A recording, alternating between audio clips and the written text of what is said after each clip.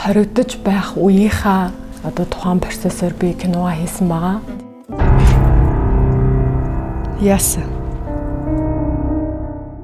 Би жүжигчин алдар маань миний хамгийн ажлын гараа хамт олон гэх юм бол шинэ үеэс эхлэлтэй шинэ үедээ одоо 8-9 жил ажилласан байдیں۔ Тэгээд ажиллаад тэндээсээ гараад дэлгэцийн уран бүтээлд төлөвлөгөө тавьсан байгаа. Миний ерөн сүүлийн үеийн одоо ажлууд гэх юм бол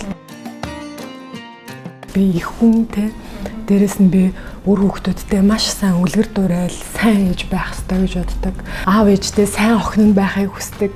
Хамаатан саданда одоо буцаад сайн одоо амьдарч байгаа шүү гэдгийг ингээд харуулах ёстой гэж боддог.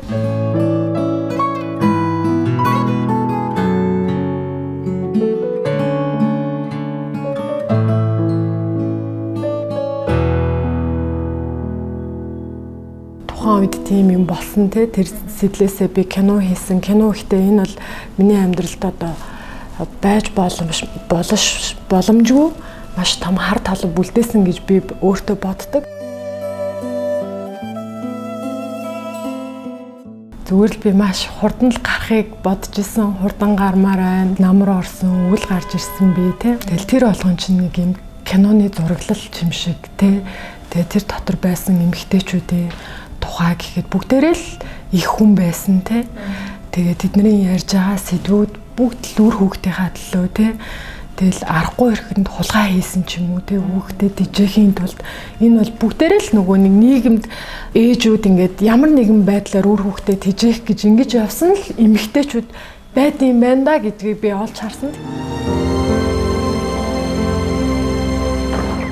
Амьдралын өнгө гэдэг чинь сайнтай муутай янз бүр байдаг учраас гэхдээ би тэр дотроос илүү сайн талыг олж харсан. Аюу санаа шүү дээ. Миний хүү тэр үе 5 настай байсан. Гаднаас миний хүү цэцэрлэгээсээ ороод ирсэн. Хүүхд ингээл гайхаад нөгөө битгэрнэ гэж байдаг. Тэ? Би тэрийг л олж мэдсэн.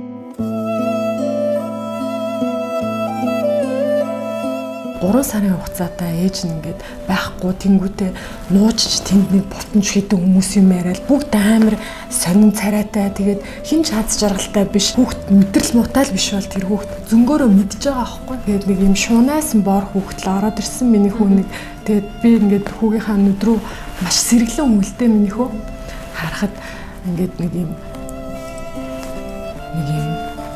юутай гонигтай байсан. Тэгээ би хүүгээ тэрээд унтаад энэ зүвд биш байгаад л гэж аяух боддог байсан. Тэ. Тэгээд маргааш нь цэцэрлэгт нь өргөж өгөөд багштай ярилцсан. Багштай ярилцаад асуухад багш нь мөнхбаатар ингээд хар өнгөөр л зураад идэг юм дээ. Зураг. Тийм. Зураг зурхаар ингээд хараар л зураад идэг. Бид нар яаж ийна гэд гайхаад тэгээд нөгөө нийгмийн ажилтнтаа сэтгэл зүйч бид нэр авчирч ингээд юу яадаг байсан ярилцдаг байсан. Хүүхдийн сэтгэл зүй гэхээр тэр надад тэр нь бүр ингээд зүрх рүү ингээд нөө гэд амар бодогдсон байхгүй ямар аимшигтай юм бэ. Гэхдээ чи миний хүү энэ өнгөөр зурдаа гэл өөр өнгийн харандаа өхөр хараар л бүх зургийг ингээд зурдаг тий.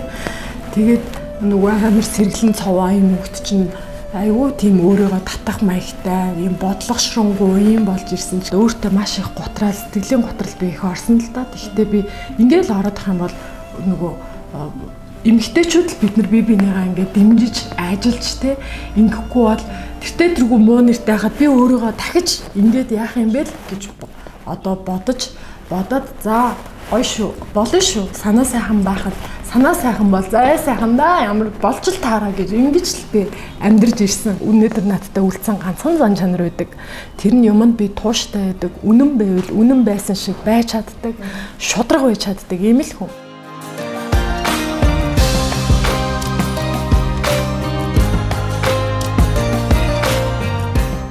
Үлдсэн амьдралдаа би ирээдүгээ маш одоо сайхнаар харж амьдардаг хүн. Яг би аимшигтай үйлдэл хийсэн хүн мөн би энийг хаанч хэлдэг, хаанч хүлээн зөвшөөрдөг, уучлах гуйдаг, би эндээ эмзэгэлдэг, би мэдж байгаа тий.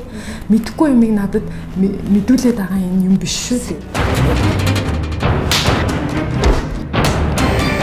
Бүгдийн сахилах уран бүтээлээрээ дамжуулж энэ бас зарим хүнд хэрэгтэй ч байж магадгүй миний кино зарим нэгэнд энэ одоо өөрийнхөө амьдрал гэл ямар төв хүн байгаа шинэ одоо болчооч дээр ч гэж харж байгаа хүмүүс байгаа.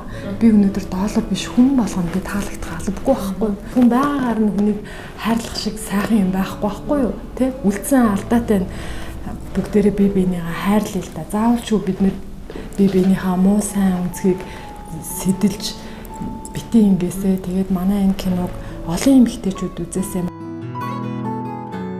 Энэ киног үзээд бүгдээрээ сайхан ойлоо сэтгэлээ онгоотл уйлъя те дуулууд бүгдээрээ гэж амьдрал гоё шүү дээ дуулъя те жаргасан шиг жаргая те гэдэг шиг ийм мессеж өгөхийг хүссэн дээ.